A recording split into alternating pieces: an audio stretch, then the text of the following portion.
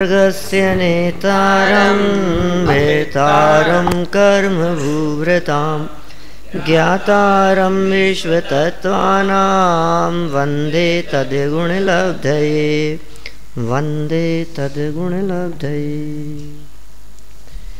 तत्वार सूत्र की सर्वार सिद्धि नामक यह टीका है और इसके आधार से 7वें अध्याय को आधार बनाकर भावनात्मक चर्चाएं की जा रही थी। व्रतों की भावनाएं बतलाई पहले तो, और फिर व्रतों की उन भावनाओं के संदर्भ में यदि कदाचित कुछ हमारा उपयोग इधर उधर जाता हो, दृढ़ता से पालन नहीं हो पाता हो, तो फिर ये कहा कि भाई यदि ऐसा नहीं होता हो तो आप विचार करो उसका फल क्या मिलेगा। हिंसा दिश्विहम उत्तरापाया वद्य दर्शनम।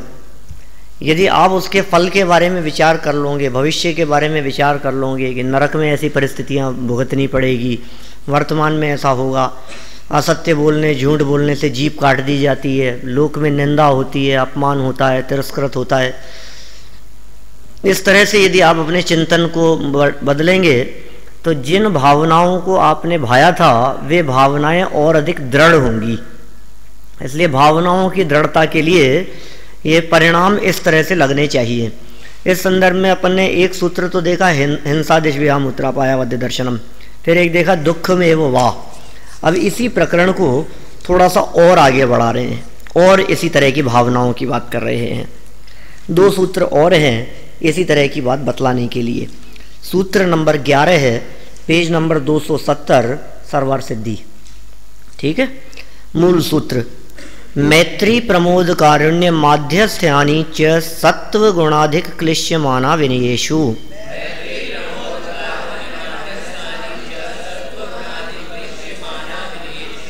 मैत्री प्रमोद कारुण्य, मैत्री प्रमोद कारुण्य माध्यस्थ्यानि, माध्यस्थानि च सत्व गुणाधिक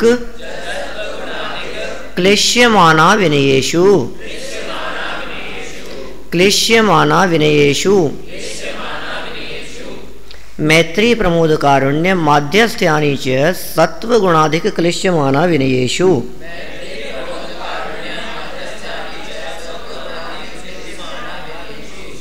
देखिए अर्थ इसका, प्राणी मात्र में मैत्री, गुणाधिकों में प्रमोद और क्लिश्यमानों में करुणा,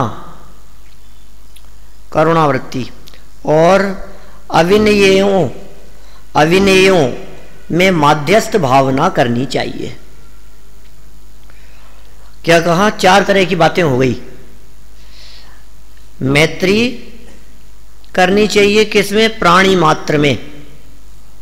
है ना अपने सामायिक पाठ की, सत्वेषु मैत्री गुणेषु प्रमोदम क्लिष्टेषु जीवेषु सुकृपा परत्मम। है माध्यस्थ भावम विपरीत वृत्तौ, वही बात है बिल्कुल। देखो क्या कहा? प्राणी मात्र में मैत्री, प्रत्येक जीव के साथ में मैत्री का भाव, जिनमें गुण ज्यादा हो उनके प्रति प्रमोद का भाव, जो कष्ट में हो, पीड़ा में हो, उनके प्रति करुणा भाव, और जो अविनेय हैं, दुर्जन हैं, उनमें मध्यस्थ भाव। दुर्जन में मध्यस्थ प्रभु, उसी का अनुवाद है अपने ये उसमें जो आपके पाठमाला में दिया है, भावना 32 है ना। अमित गति आचार्य का जो सामायिक पाठ है उसका पद्यानुवाद है वो सामायिक पाठ की पंक्तियां हैं। वो सत्वेषु मैत्री गुणेषु प्रमोदम क्लिष्टेषु ये सुखा परत्म माध्यस्थ भावम विपरीत वृत्तौ सदात्मा विद्यासुदेव, है ना। देखिए आप 683 नंबर का पैराग्राफ है। दूसरों को दुख न हो ऐसी अभिलाषा रखना मैत्री है। दुख ना हो, सर्व जगत के जीव सुखी हो, किसी को कोई कष्ट नहीं हो, किसी को कोई परेशानी नहीं हो, विराधना नहीं हो, हमारे माध्यम से कोई पीड़ित ना हो, बस इसी का नाम तो मैत्री है। मैत्री का अर्थ कोई हाथ मिलाते होंगे चींटियों से, ऐसा तो होगा नहीं। हाथी घोड़ों से, कुत्ते बिल्लियों से, तो फिर कैसे मैत्री होगी? ये उनके प्रति करुणा का भाव है। वे दुखी न हुए। मुख की प्रसन्नता आदि के द्वारा भीतर भक्ति और अनुराग का व्यक्त होना ये प्रमोद है। ये कैसे दिखेगा? ये मुख की प्रसन्नता से। आपका खिला हुआ चेहरा देख करके हम ये कह सकते हैं कि आप प्रमुदित हैं, प्रसन्न हैं। दोनों पर दया भाव रखना कारुण्य है, करुणा। ठीक है, दीनों पर होना चाहिए, ऐसा ज्यादा उचित प्रतीत होता है। दीन लिखा था ऊपर, ऊपर भी दीन लिखा है, दीन ही कर लो उसको, है ना। दीनानुग्रह भाव, दीनानुग्रह भाव लिखा है ना, सेकंड लाइन में तीसरा शब्द है, दीन कर लीजिए उसको। तो दीनों पर दया भाव रखना ये कारुण्य है।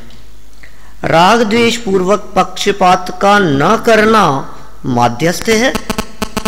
राग द्वेष आदि है मन में और पक्षपात नहीं किया गया, इसे कहेंगे अपन माध्यस्थ कहेंगे इसे। देखिए, बुरे कर्मों के फल से जो जाना, जो नाना योनियों में जन्मते और मरते हैं, वे सत्व कहलाते हैं। सत्व माने जिनकी सत्ता है, सत्व माने जिनका जीवन है, सत्व माने प्राणी। जगत के प्राणियों के लिए सत्व शब्द का प्रयोग किया जाता है, जो अनेक योनियों में जन्मते मरते हैं। सत्व यह जीव का पर्यायवाची नाम है। जो सम्यक ज्ञानादि गुणों में बढ़े चढ़े हैं, वे गुणाधिक कहलाते हैं। श्रद्धा ज्ञान चारित्र की अधिकता से प्रधान पद प्राप्त करके ऐसे शब्द के प्रयोग की आचार्य की परिभाषा देते समय, जिनमें गुण अधिक हो, गुणी जनों को देख हृदय में, तो गुणी जनों को देख करके, या फिर जो है ना, करी विनय बहुगुण बड़े जन की, उनकी विनय करना जो बड़े हैं, बहुगुण, बहुत गुणवान हैं। वही बात यहाँ कह दी इन्होंने कि जो गुणाधिक हों वे गुणवान कहलाते हैं, गुणों में बढ़े चढ़े हों। असाता वेदनी के उदय से जो दुखी हैं वे क्लेश्यमान कहलाते हैं। कष्ट में कौन है? क्लेश्यमान किन्हें कहेंगे? जिनके असाता वेदनीय कर्म का तीव्र उदय है और जो कष्ट में है, वे सब क्लिश्यमान कहलाते हैं। जिनमें जीवादि पदार्थों को सुनने और ग्रहण करने का गुण नहीं है, वे अविनेय कहलाते हैं। माने सुनने का गुण नहीं है का अर्थ जड़ है ऐसा नहीं कह रहे, ऐसे जीवों की बात कर रहे हैं जो पात्र नहीं है, अपात्र हैं। सुनने का गुण नहीं है मतलब उनको क्या सुनाए हम, जब सामान्य सदाचार नहीं है, उनको क्या सुनाए जिनके मध्य मांस मधु का त्याग नहीं है, उनको क्या सुनाए जो तीव्र कशाई है, उनको क्या सुनाए जो एक बात कहने पर चार बात हमें सुना देते हो। अब उनको क्या समझाएं? तो अविनेय, अविनेय मतलब विनय भाव नहीं है। शिष्यों का प्रमुख गुण कहा विनय, विनय शब्द का प्रयोग कहा वहां, विनय दुर्बोधा। कहां की पंक्ति है? पुरुषार्थ सिद्धि उपाय चौथा श्लोक है। मुख्योपचार विवरण दुरस्त निस्तर विनेय दुर्बोधा व्यवहार निश्चय ज्ञा प्रवृत्ति अंते जगति तीर्थम। तो विनेय, विनेय माने विनय की मुख्यता जिनमें है ऐसे शिष्य, वहां विनेय शब्द का अर्थ भी शिष्य किया है, यहां भी विनय शब्द दे रहे हैं। ऐसे शिष्यों को क्या समझाएं जिसमें विनय ना हो, अविनेय, विनय ही नहीं है। जहां विनय होगी वहां सीख पाएगा, जहां विनय नहीं है वहां नहीं सीख पाएगा। अविनेय कहलाते हैं वे, जिनमें सुनने और ग्रहण करने का गुण नहीं है। इस सत्व आदि में क्रम से मैत्री आदि की भावना करनी चाहिए। ये जो सत्व आदि कहे हैं इनमें मैत्री की भावना होनी चाहिए, मित्रता होनी चाहिए इन सबके साथ में। मित्रता, प्रमोद, करुणा जैसे जैसे भाव कहे हैं। जो सब जीवों में मैत्री, गुणाधिकों में प्रमोद, क्लिश्यमानों में कारुण्य और अविनेयों में माध्यस्थ भाव की भावना करता है, उसके अहिंसा आदि व्रत पूर्णता को प्राप्त होते हैं। माने अहिंसादिक व्रतों की पूर्णता के लिए, अहिंसादिक व्रतों के निर्दोष पालन के लिए इन सबको भावनाओं को भाना चाहिए। जो मित्रता रखेगा, प्रमोद करुणा आदि भाव रखेगा, उस व्यक्ति के ये सभी जिन व्रतों की चर्चा पीछे की गई है उनका पालन दृढ़ता से हो पाएगा। अब फिर भी और भावना के लिए आगे का सूत्र कहते हैं, बहुत मार्मिक सूत्र है, मतलब वैराग्य के प्रसंग में इस सूत्र की चर्चा की जा सकती है। मूल सूत्र जगत काय स्वभाव व संवेग वैराग्यार्थम, जगत काय स्वभाव व संवेग वैराग्यार्थम,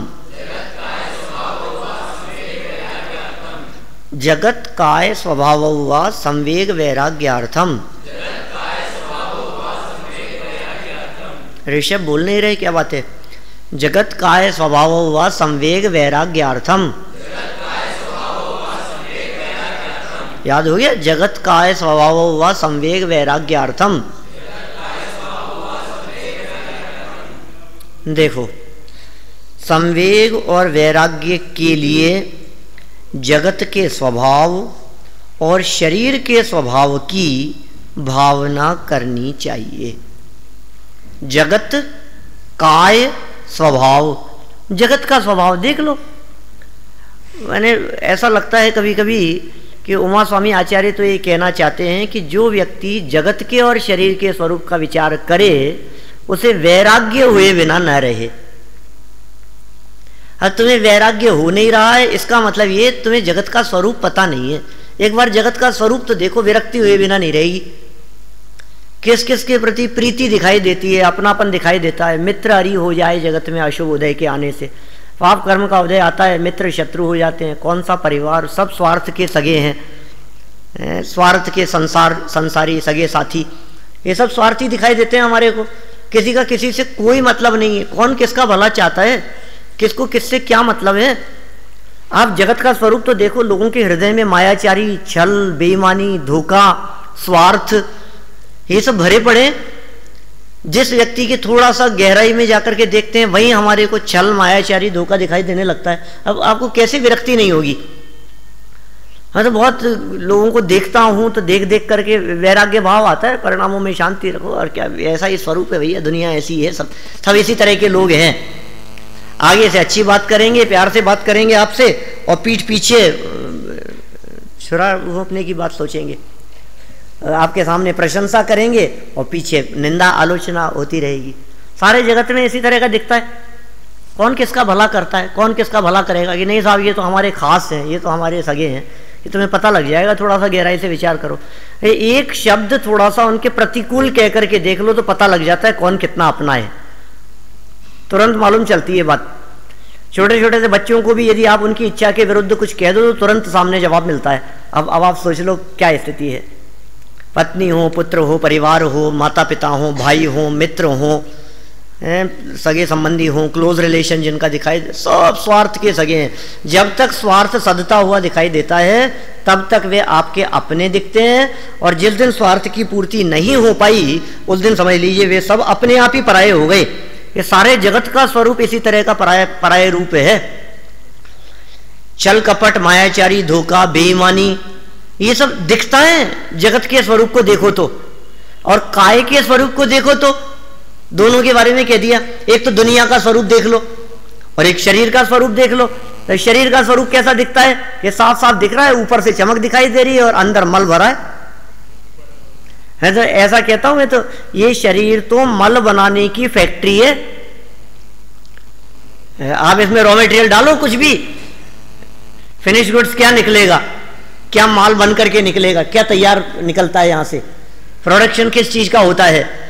मलमूत्र, पसीना, हड्डी, खून, मांस, अपवित्र पदार्थ, ऊपर अमल, मल भरियो भीतर। कौन विधि घट शुचि कहे? इस शरीर के स्वरूप का विचार कर। ऊपर से सुंदर दिखाई दे रहा है, चमकदार दिखाई दे रहा है, शरीर पे तेज दिखाई दे रहा है, चिकनाई दिखाई दे रही है, गोरा दिखाई दे रहा है, आकर्षक दिखाई दे रहा है। क्या दम है इस आकर्षण में? ऊपर की थैली है, अंदर जो माल है, अंदर जो तत्व है, अनंत गुणों का समूह रूप जो गायक अंदर में मौजूद है, उसकी ओर दृष्टि नहीं देता है। अगर जगत काय स्वभाव, किस लिए है ये सब? ये इनके स्वरूप का चिंतन करने के लिए। क्यों कह रहे हैं? संवेग वैराग्यार्थम, संवेग और वैराग्य के लिए इनका चिंतन करो, ऐसा कह रहे हैं। माने यदि वैराग्य भाव नहीं हो रहा है, इसका मतलब तुमने दुनिया देखी नहीं है, तुमने दुनिया के स्वरूप को जाना नहीं है।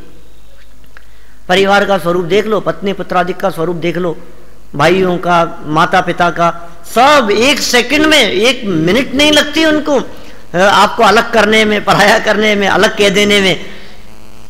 कोई किसी का कोई मतलब नहीं है। कैसा स्वार्थ जगत है, कषायों से भरे हुए हैं, सबके अंदर क्रोधाधिक अनंतानुबंधी क्रोध मान माया लोग भरे हैं। क्या पता कब कौन सी थोड़ी सी चिंगारी दिखाने की देर है विस्फोट होते। करके देख लो, ऐसा किसी के खिलाफ बोल करके देख लो, वही विरोधी हो जाता है। उदय प्रमाण है ये सारी व्यवस्था। जितने आपके अनुकूल दिखते हैं सामने, ये सब आपका उदय अच्छा है तब तक ही भले दिखाई दे रहे हैं, वास्तव में तो ठगों की टोली है। ठीक है ना। अरे जिया जग धोखे की टाटी, झूठा उद्यम लोग करत है, जामे निश दिन घाटी। हरे जिया जग धोखे की टाटी। ऐसा ही ये बतला दिया है वहां स्वामी महाराज ने अपने को। अब कितनी देर तक याद रहती है वो है बात, भूल जाते हैं बस। फिर वही मोह हावी हो जाता है, अपनापन हावी हो जाता है, राग तन्मयता पर पदार्थों के प्रति कषायों के भाव वो हावी हो जाते हैं। ये जो वैराग्य का प्रसंग है, वैराग्य की जो चर्चाएं हैं, ये हमारे दिलो दिमाग में नहीं रहती है। जिनके दिलो दिमाग में ये हावी होती हैं उनके वो सब रस टूट जाता है, विषयों का रस टूट जाता है और चैतन्य का रस बढ़ता जाता है। उनका रस टूटेगा और इधर का रस बढ़ेगा, बाहर का रस टूटे और अंदर का रस बढ़े। तो बाहर का रस टूटने के लिए क्या करें कि उनमें रस नहीं है, ऐसा चिंतन करो। जितना ऐसा चिंतन करेगा कि इनमें रस नहीं है, उतना स्वभाव की तरफ आकर्षित होता जाएगा। देखिए जगत का स्वभाव यथा, क्या कह रहे हैं यहां पर, जगत का स्वभाव यथा, यह जगत अनादि है, अनिधन है। कैसा है जगत का स्वभाव? अनादि है, अनिधन है, वेत्रासन, झल्लरी और मृदंग के समान है। ये आकार की चर्चा की है ना। वेत्रासन के आकार का कहा, मृदंग के आकार का कहा ऊर्ध्वलोक, झल्लरी के आकार का कहा मध्यलोक और वेत्रासन के आकार का कहा अधोलोक। ये तीन तरह की उपमाएं दी है तीन लोक के लिए, अधोलोक, मध्यलोक और ऊर्ध्वलोक के लिए। पता है ना मृदंग किस तरह का होता है? तो अकेले ऊर्ध्वलोक वाले पार्ट को देखो आप, तो वैसा मृदंग जैसा दिखेगा। इसी तरह से वेत्रासन का आकार कहा, इसी तरह का आकार है। और मध्यलोक कैसा? झल्लरी जैसा, जैसे झालर होती है ना। तो मध्यलोक में असंख्यात द्वीप और समुद्र है, कहीं पर्वत ऊपर है, फिर कहीं नीचे है, फिर कहीं समुद्र है, फिर ऐसे फिर समतल जमीन है, फिर पर्वत है। तो इस तरह से पूरे मध्यलोक को यदि आप देखोगे तो द्वीप समुद्र, द्वीप समुद्र, द्वीप समुद्र ऐसे दिखते हुए आपको ऐसा लगेगा जैसे झालर जैसा हो। ठीक है ना, बहुत सिस्टमेटिक, बहुत सुंदर, व्यवस्थित ऐसा ये जगत का जगत है। ये ऐसा कैसा है? ये अनादि अनिधन है, ये तो जगत है। इस अनादि संसार में जीव अनंत काल तक नाना योनियों में दुखों को पुनः पुनः भोगते हुए भ्रमण करते हैं। नाना योनियों में पुनः पुनः भोग रहे हैं, बार बार में जन्म मरण कर रहे हैं, फिर वहीं जन्म, फिर मरण हुआ, फिर वहीं जन्म ले लिया, पुनः पुनः हो रहा है, भ्रमण कर रहे हैं, भटक रहे हैं। इसमें कोई भी वस्तु नियत नहीं है, कुछ भी नियत नहीं है। कार्तिकेय स्वामी के शब्दों में कहूं तो कह सकते हैं जम किंचि भी उत्पन्नम तस्य विनाशो हवे नियमेन। जो कुछ भी उत्पन्न होता है उसका नियम से विनाश होता है। ये जगत का स्वरूप। जीवन जल के बुलबुले के समान है। कबीरदास जी ने लिखा, पानी केरा बुदबुदा असमानुस की जात, देखत ही छिप जाएगा ज्यों तारा प्रभात। कबीर की पंक्तियां हैं। कबीर की महिमा नहीं है, क्यों? वो तो एकांतवाद का पोषण करने वाले हो सकते हैं। उन्होंने क्षणिकता की तो चर्चा की कबीर ने पूरे जीवन भर, लेकिन नित्यता की चर्चा नहीं की। माने अकेले क्षणिकता की चर्चा करना, नित्यता का निषेध करके। कबीर के दोहों में बहुत क्षणिकता की चर्चा मिल जाएगी। हमारे एमए में कबीर के साथ में तुलना थी जैन दर्शन की, कबीर साहित्य के साथ में। तो जितनी तुलना करो तो ऐसा लगता है कि बस क्षणिकता के आधार पर समानता दिख रही है, और अपना जो जैन दर्शन नित्यता की बात करता है, ध्रुवता की बात करता है, वो कहीं नहीं है। देखो यहां क्या कह रहे हैं, भोग संपदाएं बिजली और इंद्रधनुष के समान चंचल है, चंचल है। सूर्यधनु चपला चपलाई, इंद्रधनुष के समान, बिजली की चमक के समान अभी दिखाई दे रहा है, क्षण मात्र में ही गायब हो जाएगा। बादल जिस तरह से विघटित हो जाते हैं, देखते देखते ही, क्षण मात्र में ही, अरे अभी तो हंस रहे थे, बोल रहे थे, ये क्या हो गया, खत्म, दूसरा भाव, सारे संयोग बदल गए, सारी परिस्थितियां बदल गई। ऐसा जगत का स्वरूप दिखाई देता है। अच्छे अच्छे राजा महाराजा, चक्रवर्ती, वैभव संपन्न, सब क्षण मात्र का फेर है। सिकंदर जैसे सम्राट 32 साल की उम्र में स्वर्गवास हो गया सिकंदर का। हिस्ट्री में पढ़ा, जब एमए किया हिस्ट्री से, तो एक ऐसा लगा कि क्या कह रहे, 32 साल की उम्र, कितनी कम उम्र होती है 32 साल की। तुम्हें कदाचित ज्यादा लगती हो, हमें तो बहुत कम लगती है। ऐसा लगता है 32 होती कितनी सी उम्र है, जिसमें विश्व विजय का सपना देखा था, और हालत क्या हो गई उसमें, क्षण मात्र में सब खत्म हो जाता है।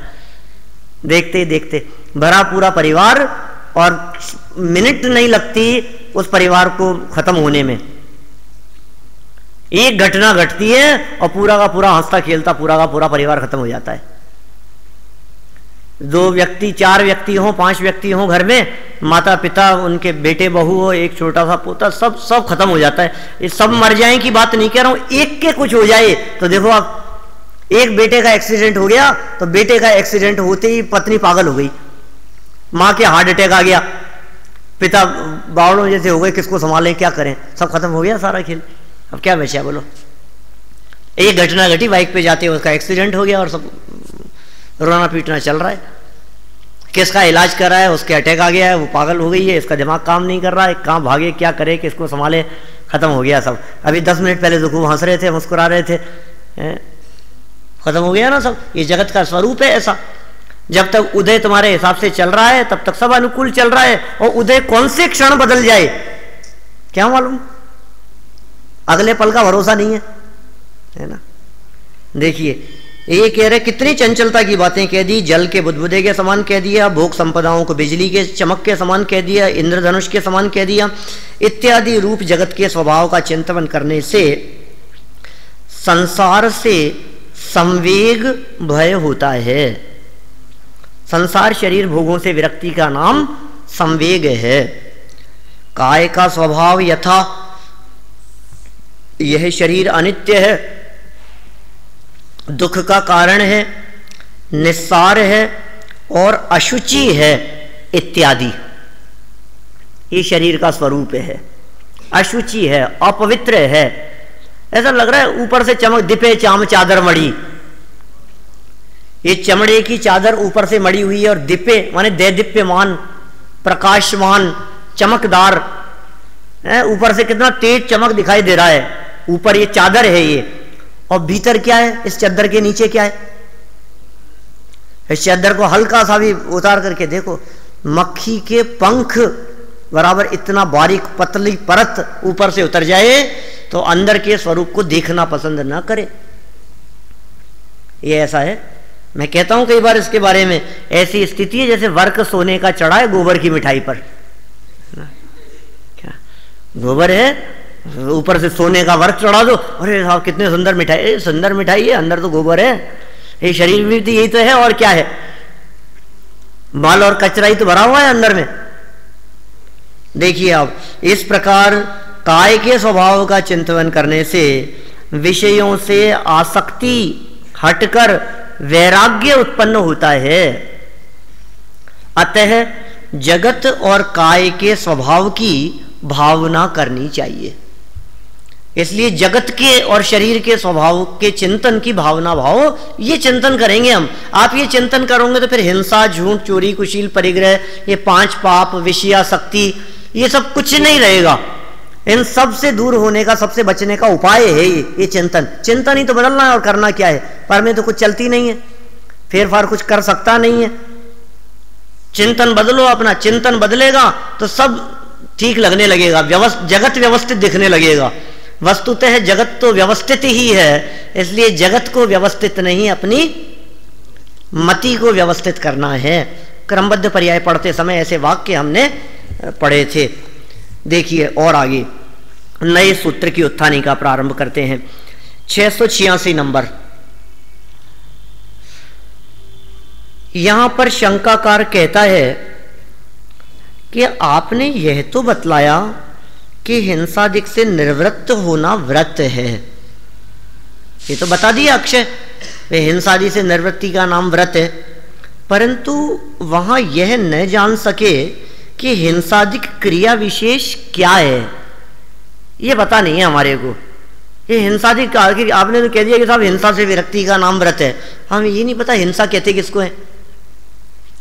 किसी को बचाने को हिंसा कहते हैं क्या? हिंसा किसका नाम है?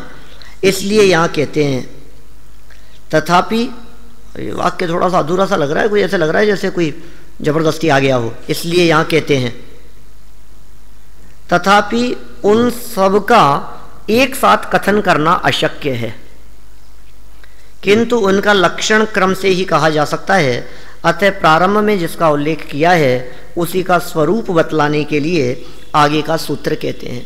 अब इस आगामी सूत्र से ये पांचों प्रकार के पापों की परिभाषा दे रहे हैं। हिंसा किसे कहेंगे, झूठ किसे कहेंगे, चोरी कुशील परिग्रह, बहुत सुंदर सुंदर परिभाषाएं हैं, ध्यान रखने योग्य हैं।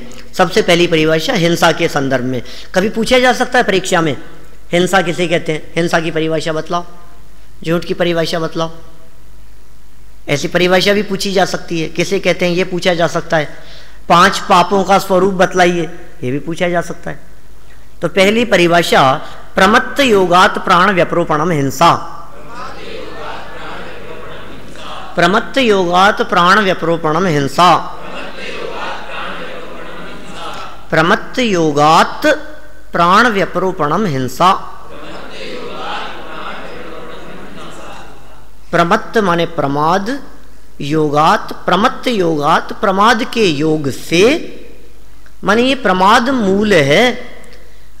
यदि इसी बात को पंडित टोडरमल जी साहब के शब्दों में कहें तो उन्होंने लिखा हिंसा में प्रमाद परिणति मूल है। यहीं से तो उतारा है उन्होंने। टोडरमल जी ने अपने घर से तो मन से तो कोई बातें नहीं लिखी, सब बातें शास्त्रों में मिलेगी। हिंसा में कौन मूल है? प्रमाद परिणति। और विषय सेवन में किसे मूल कहा उन्होंने? विषय सेवन में अभिलाषा मूल है। तो प्रमाद परिणति को यहां मूल कहा। किसमें? अब अकेले प्रमाद का नाम भी हिंसा नहीं। जगत में हिंसा किसको कहोगे आप? कि प्राण व्यपरोपणम, जिसके जो द्रव्य प्राण हैं सामने वाले के, 10 प्राण जो कहे हैं, 5 इंद्रिय, 3 बल, आयु, स्वाचो, श्वास, ये जो 10 प्राण कहे हैं, 4 प्राण मान लो आप। एक इंद्रिय चतुपाणा, एक इंद्रिय के 4 प्राण हैं, 2 इंद्रिय के 6 हैं, 3 इंद्रिय के 7 हैं, 4 इंद्रिय के 8 हैं, असहनी पंचेंद्रिय के 9 हैं और सहनी पंचेंद्रिय के 10 हैं। तो ये जीव 10 प्राणों से जीता है, ये तो सहनी पंचेंद्रिय की अपेक्षा से बात कही जाती है। एक इंद्रिय जीव के तो 4 प्राण हैं, तो कौन कौन से होंगे? इंद्रिय, बल, आयु और स्वाचोश्वास, ये 4 बातें हैं, सबके यही लागू होगी। इन्हीं में कम ज्यादा हो सकता है। किसी के इंद्रियां 1 होगी, किसी के 5 होगी, किसी के बल 1 होगा, किसी के 3 होगा, आयु और स्वाचोश्वास तो एक ही है। तो इंद्रिय, बल, आयु और स्वाचोश्वास, जो इन प्राणों से जीता है वो प्राणी है जगत में। अब इन प्राणों का वियोग जहां हो, जिसके माध्यम से इन प्राणों का वियोग कराया जाए, वो हिंसा है। लेकिन उसमें होना चाहिए प्रमत्त योग, आपकी प्रमादचर्या। कुंद स्वामी की गाथाएं नहीं है इस प्रकार की, प्राणी मरे या ना मरे हिंसा अयत्नाचार से, तब बंद होता है नहीं जब रहे यत्नाचार से। कितने सुंदर गाथाएं हैं, कुंद शतक वगैरह में दी दादा ने। अभी तो कुंद शतक अनुशीलन लिख रहे हैं दादा। कुंद शतक में जो सेलेक्टेड गाथाएं हैं आचार्य कुंद स्वामी की, जो विशिष्ट गाथाएं हैं, उन गाथाओं की व्याख्या, उन गाथाओं की टीकाएं, बहुत सुंदर सुंदर गाथाएं हैं।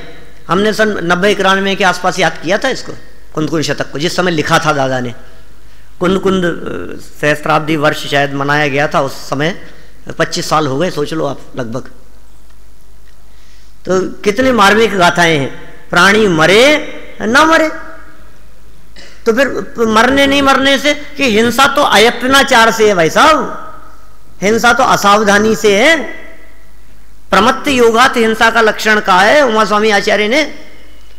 जीवों के मरने नहीं मरने से हिंसा का संबंध नहीं, प्रमाद के योग से यदि जीवों के प्राण व्यपरोपण होता है तो हिंसा कहलाएगी। देखिए 687 नंबर पेज, प्रमाद कषाय सहित अवस्था को कहते हैं। प्रमाद किसे कहते हैं? कषाय सहित, वो प्रमाद है। और इस प्रमाद से युक्त जो आत्मा का परिणाम होता है वह प्रमत्त कहलाता है। माने कषाय सहित परिणाम। प्रमाद का अर्थ असावधानी तो है ही, लेकिन कषाय भाव भी उसमें गर्भित है। तथा प्रमत्त का योग प्रमत्त योग कहलाता है। इसके संबंध से इंद्रियादिक 10 प्राणों का यथासंभव व्यपरोपण अर्थात वियोग करना हिंसा कही जाती है। इससे प्राणियों को दुख होता है। इससे क्या होगा? इस हिंसा से प्राणियों को दुख होगा, इसलिए वह अधर्म का कारण है। केवल प्राणों का वियोग करने से अधर्म नहीं होता। सिर्फ प्राणों का वियोग करो उसका नाम अधर्म नहीं। करो की तो सवाल ही नहीं है, सिर्फ प्राणों का वियोग हो जाए। हम सावधानी पूर्वक चल रहे हैं, मुनिराज 4 हाथ जमीन देख करके चलते हैं एरिया समिति पूर्वक, और फिर भी जीवों की हिंसा हो जाए तो हो जाए। देखो नीचे दिया भी है इन्होंने, तो यहां क्या कह दिया? केवल प्राणों का वियोग करने से अधर्म नहीं होता। यह बतलाने के लिए सूत्र में प्रमत्त योग से प्रमत्त योगात यह पद दिया है। कहा भी है यह प्राणी दूसरे को प्राणों से वियुक्त करता है तो भी उसे हिंसा नहीं लगती। और भी कहा है, लंबा चलेगा क्या ये, पढ़ते हैं को फटाफट। ईरिया समिति से युक्त साधु के अपने पैर के उठाने पर चलने के स्थान में यदि कोई क्षुद्र प्राणी उनके पैर से दब जाए और उसके संबंध से मर जाए तो भी उस निमित्त से थोड़ा भी बंध आगम में नहीं कहा। मुनिराज 4 हाथ जमीन देख करके चल रहे हैं, पहली शर्त लगा दी ईरिया समिति से चलते हुए, माने ये शर्त हटा दो आप और फिर होवे तो फिर हिंसा के पापी हैं। ईरिया समिति से चल रहे हैं माने देख करके चल रहे हैं। अब चलते समय तो पैर उठेंगे भी और नीचे भी रखे जाएंगे। कोई क्षुद्र जीव उनके पैरों के नीचे आ गया, उड़ करके आ गया और उसका प्राण वियोग भी हो गया तो मुनिराज को हिंसा का दोष नहीं है, क्योंकि जैसे अध्यात्म दृष्टि से मूर्छा को ही परिग्रह कहा है वैसे यहाँ भी रागादि परिणाम को हिंसा कहा है। उसी तरह से यहाँ पर रागादि भावों को भी हिंसा कहा जाता है। प्राणों का विनाश न होने पर भी केवल प्रमत्त योग से ही हिंसा कही जाती है, कहा भी है। अब ये विपरीत बात कह दी उसके, प्राणी मरने पर भी हिंसा नहीं है और प्राणी नहीं मरने पर भी हिंसा है। जीव मर जाए या जीता रहे तो भी अयत्नाचार से रहित पुरुष के नियम से हिंसा होती है, और जो यत्नाचार पूर्वक प्रवृत्ति करता है हिंसा के हो जाने पर भी उसे बंध नहीं होता। यह कोई दोष नहीं, ये शंका रखी है। ये माने ये जो बात कही है ये शंका में कही है कि साहब ये बात कुछ जच नहीं रही हमारे को, उसके माध्यम से प्राणों का घात नहीं हुआ, अयत्नाचार से चल रहा है लेकिन कोई जीव मरा नहीं तो भी हिंसा है, और ये सावधानी से चल रहे हैं और कोई जीव मर गया तो भी हिंसा नहीं है। तो उल्टी उल्टी बातें कह रहे हो आप सब, ये शंका है। कह रहे हैं ये कोई दोष नहीं है, क्योंकि यहाँ भी भाव रूप प्राणों का नाश है ही। कहा भी है प्रमाद से युक्त आत्मा पहले स्वयं अपने द्वारा ही अपना घात करता है, इसके बाद दूसरे प्राणियों का वध होवे या मत होवे। आत्म परिणाम हिंसेन हेतुत्वात् सर्वमेव हिंसेत। आत्म परिणामों की हिंसा होने से सभी कुछ हिंसा ही है। इस तरह से हिंसा का लक्षण कहा। असत्य का वचन, असत्य का लक्षण आगे कहेंगे, कल करेंगे आगे चर्चा।